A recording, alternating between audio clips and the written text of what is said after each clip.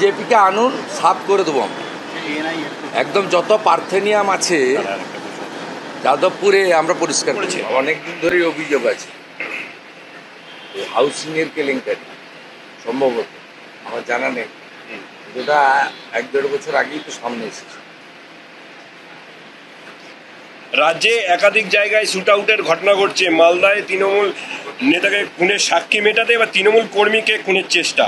মালদায় ইংরেজবাজারে আইন শৃঙ্খলা নেই, তাই হচ্ছে।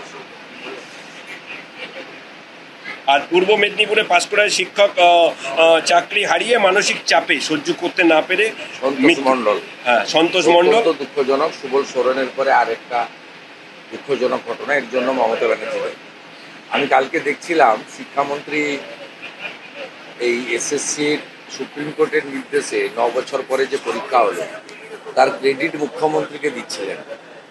ক্রেডিট যদি দেন 2016 সালে তো এই মুখ্যমন্ত্রী ছিল, ক্রেডিটটাও তো তাকে দিতে হবে।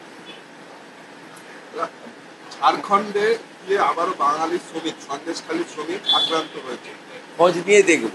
সব অধিকাংশই ভুয়া প্রচার। যেমন হরিয়ানা সরকার প্রেস রিলিজ করেছে, আমরা গভর্নরের কাছ থেকে পেয়েছি যে 1000 জন মতো বাংলাভাষীকে তারা তুলেছিল আলোচনা, মানে তদন্ত করার জন্য। তার মধ্যে 915 জন বাংলাদেশি বেরিয়েছে, বাংলাদেশি মুসলিম যারা অনুপ্রবেশকারী। অতএব এই বিষয়ে খোঁজ নিতে হবে।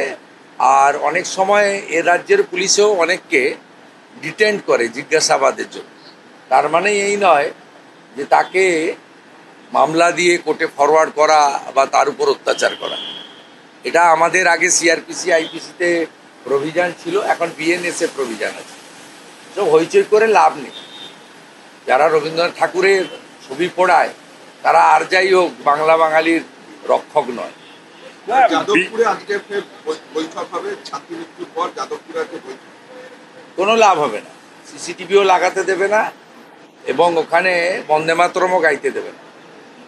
যাদবপুরে আলট্রা লেফট যারা যারা গোমতী থেকে গোদাবরী আলাদা দেশ চায়, সংবিধান মানে না, অর্থাৎ পরিষ্কার কথা মাকু যাদের বলা, যারা হেরোইন, চরস, গাঁজার আখড়া করেছে ওখানে, এরা ওখানে আমাদের ইউজিসি বা আমাদের যে শিক্ষা ব্যবস্থা তার যে অন্যান্য বিশ্ববিদ্যালয়ের যে পরিবেশ সেটা তৈরি করতে দেয় না। এবং এরা জাতীয়তাবাদী বিরোধী, রাষ্ট্রবিরোধী। এবং মমতা বন্দ্যোপাধ্যায় এদেরকে লালিত পালিত করেন। তার কারণ হচ্ছে এরা ভোটের সময় নো ভোট টু মোদি বলে, তার লাভ মমতা ব্যানার্জি পান। বিজেপিকে আনুন, সাফ করে দেবো আমরা। একদম যত পার্থেনিয়াম আছে যাদবপুরে আমরা পরিষ্কার করবো, আমরা ছেড়ে দেবো। এই চ্যানেলের ভিডিওগুলো যদি তোমাদের ভালো লেগে থাকে তো প্রতিটা ভিডিওতে লাইক ও কমেন্ট করবে। এবং আমার চ্যানেলটা নতুন শুরু করেছি, তো চ্যানেলের সাবস্ক্রাইবার যথেষ্ট কম আছে, তো তোমাদের সাপোর্ট ছাড়া পসিবল নয় চ্যানেলটাকে আমার গ্রো করা। তো জলদি সাবস্ক্রাইব করে দাও। দেখা হচ্ছে পরের ভিডিওতে। Thank you.